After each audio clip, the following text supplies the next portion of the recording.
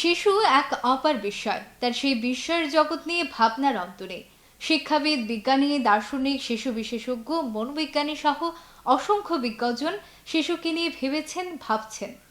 সেই ভাবনা থেকে সিলেট জেলা প্রশাসন ও Sylhet Art and Autism Foundation কর্তৃক পরিচালিত সিলেট আর্ট অ্যান্ড অটিস্টিক স্কুলের জন্ম।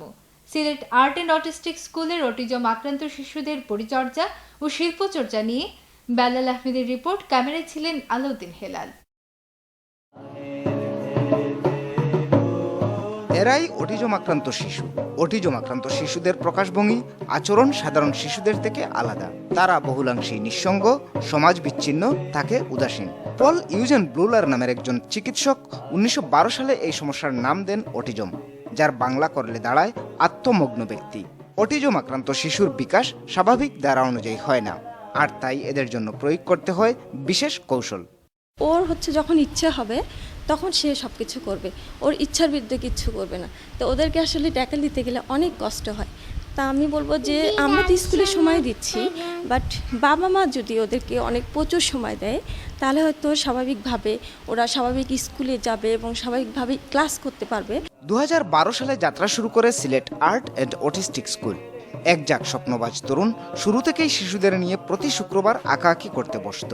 একসময় দেখা গেল এদের সবার আচরণ সমান নয়, কিছু শিশুর আচরণ, প্রকাশভঙ্গি আলাদা। স্কুলটির প্রতিষ্ঠাতা সদস্য জানান, এই বিশেষ শিশুদের নিয়ে তাদের যাত্রার গল্প, সফলতার গল্প।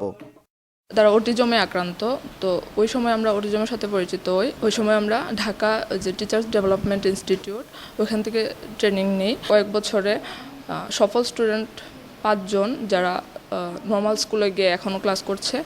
গত কয়েক বছরে অটিজম আক্রান্ত শিশুর সংখ্যা বেড়েছে কয়েক গুণ, আর এজন্য পারিবারিক বিচ্ছিন্নতাকেই দায়ী করছেন এই বিশেষজ্ঞ।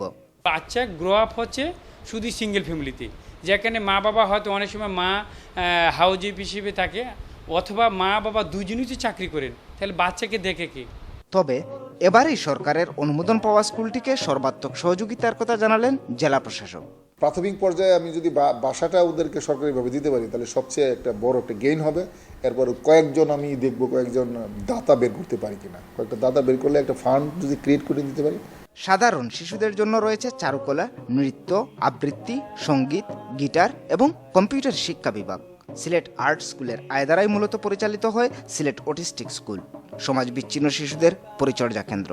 আত্মমগ্ন বা অটিজম আক্রান্ত শিশুদের পরিচর্যায় প্রয়োজন প্রশিক্ষিত শিক্ষকের, আর সেই প্রশিক্ষণ নিয়েই কাজ করছেন এখানকার শিক্ষকরা। সমাজ বিচ্ছিন্ন এইসব শিশুদের সমাজেরই একটি অংশ হিসেবে গড়ে তুলতে প্রয়োজন সকলের আন্তরিক সহযোগিতা।